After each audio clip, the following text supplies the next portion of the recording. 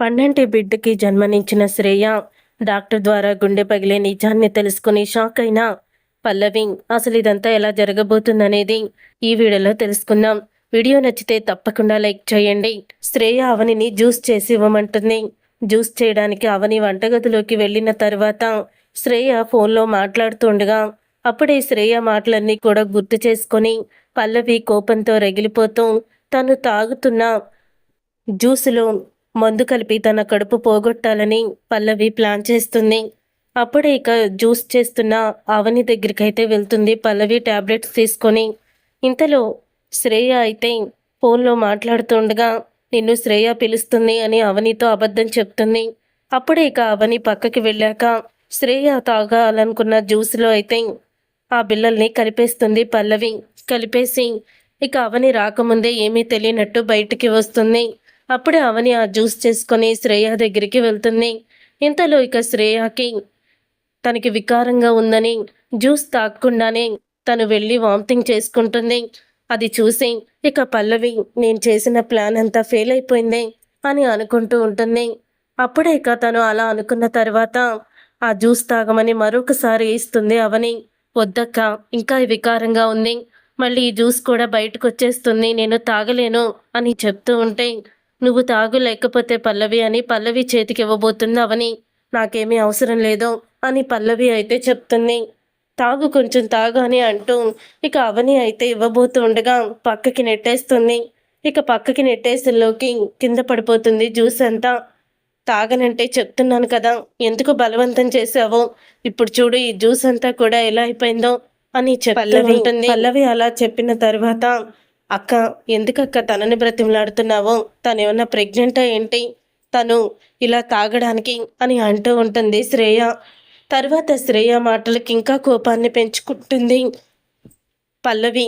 ఇక పెంచుకొని నన్నే నువ్వు ఎగతాళి చేస్తావు కదా, శాశ్వతంగా నిన్ను తల్లితనానికి దూరం చేస్తాను. ఏ బిడ్డనైతే కడుపులో మోస్తూ నువ్వు గర్వపడుతున్నావో, ఆస్తి వస్తుందని సంబరపడుతున్నావో, ఆ కడుపులో బిడ్డని చిదిమేస్తాను అని పల్లవి అనుకుంటూ ఉంటుంది. తర్వాత పల్లవి ఆవాలు తీసుకొచ్చి నేల మీద జల్లుతుంది.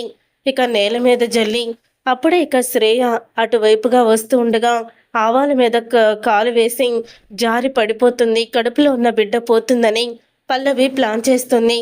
అలా ఆవాలు వేసిన తర్వాత అటే ఇక శ్రేయ అయితే నడుచుకుంటూ వచ్చి ఆవాల మీద కాలు వేసి జారి పడిపోతుంది.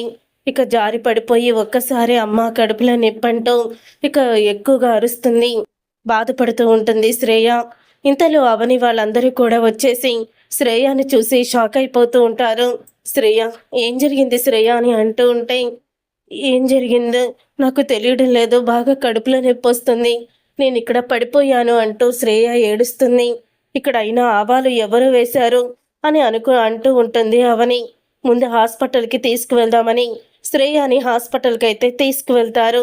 తీసుకువెళ్ళిన తర్వాత అప్పుడే ఇక డాక్టర్ అయితే తన కడుపులో ఉన్న బిడ్డకి కొంచెం తేడాగానే ఉంది, తనకి అర్జెంటుగా ఆపరేషన్ చేయాలి, తను కింద పడడంతో లోపల బిడ్డ ప్రమాదంలో ఉంది అని చెప్పడంతో అందరూ షాక్ అయిపోతూ ఉంటారు.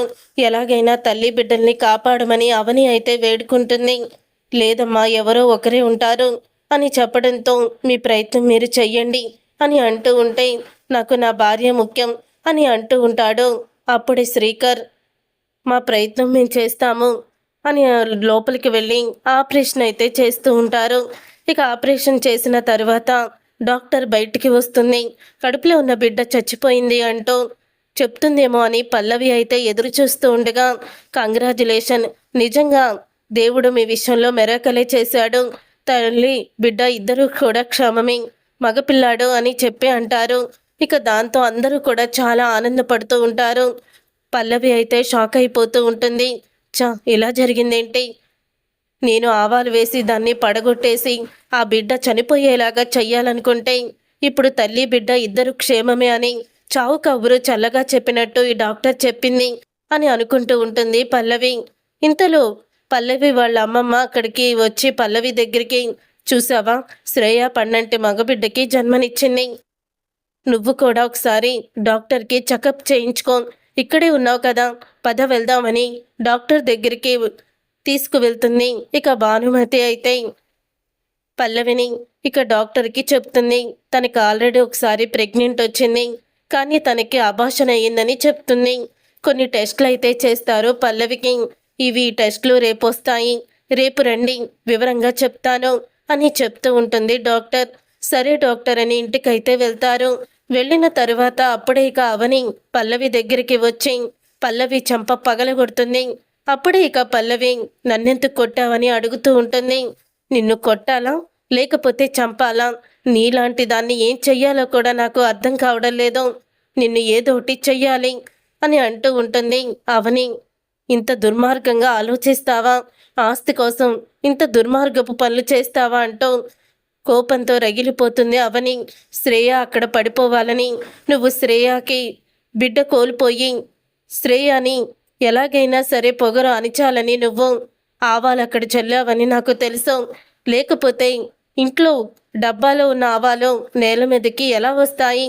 ఇది ఖచ్చితంగా నువ్వు చేసిన పని అని చెప్తూ ఉంటే ఇక ఆ మాట విని ఒక్కసారి పల్లవి అయితే షాక్ అవుతుంది.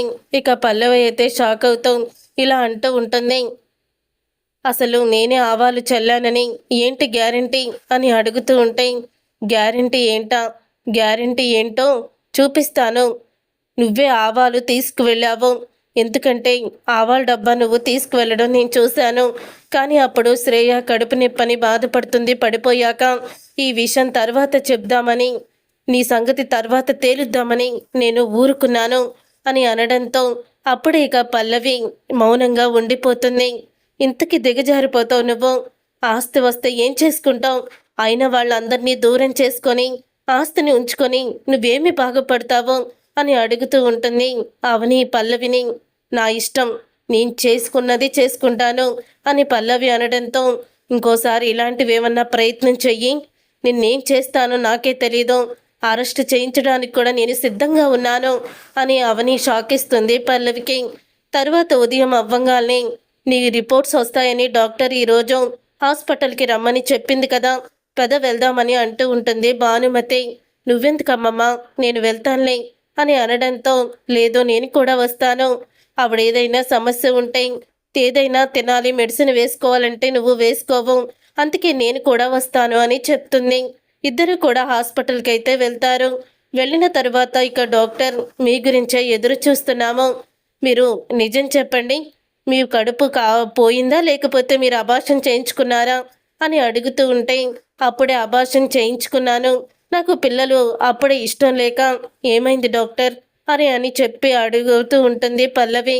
మీరు ఆ రోజు చేసిన తప్పుకి ఇప్పుడు మీకు శిక్ష పడింది అని అంటూ ఉంటుంది డాక్టర్. ఆ మాట విని అప్పుడే పల్లవి, నేను చేసిన తప్పుకి ఇప్పుడు నాకు శిక్ష పడడం ఏంటి? మీరేం మాట్లాడుతున్నారో మాట్లాడే ఏంటో సరిగ్గా చెప్పండి అని అనగానే, ఏంటంటే నీకిక పిల్లలు పుట్టే అవకాశమే లేదు. ఆ రోజు నువ్వు అబార్షన్ చేయించుకున్న రోజు నీకు ప్రాబ్లం వచ్చింది గర్భసంచిలో, ఇక నీకు పిల్లలు పుట్టరు అని చెప్పేసరికి పల్లవి షాక్ అయిపోతూ ఉంటుంది. లేదు, మీరు ఏదో రిపోర్ట్స్ తారుమారు చేశారు, నాకు పిల్లలు పుడతారు అని పల్లవి అనడంతో 1-2 సార్లు టెస్ట్ చేశాకే ఈ నిజం తెలిసింది మేడం, మీకు మెడిసిన్ వాడినా పిల్లలు పుట్టరు, అర్థమైపోతుంది మీలో చాలా ప్రాబ్లం ఉంది, ఇక మీరు పిల్లల్ని కనే అవకాశం లేదు అని డాక్టర్ గుండె పగిలే నిజాన్ని చెప్తుంది. అది విని ఒక్కసారి భానుమతి పల్లవి ఇద్దరూ షాక్ అయిపోతూ ఉంటారు. ఏంటే ఇది, నేను ముందు నుంచి నిన్ను మొత్తుకుంటూనే ఉన్నాను ఇలాంటి పనులు చెయ్యొద్దని, కానీ నువ్వు చేశావు, ఇప్పుడేం జరిగిందో చూడు అంటూ చాలా బాధపడుతూ ఉంటుంది భానుమతి.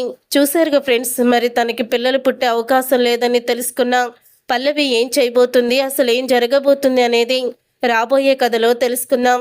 ఈ వీడియో మీకు నచ్చితే తప్పకుండా లైక్ చేసి ఛానల్ని సబ్స్క్రైబ్ చేసుకొని పక్కనే ఉన్న గంట సింబలపై ఆలని క్లిక్ చేయండి.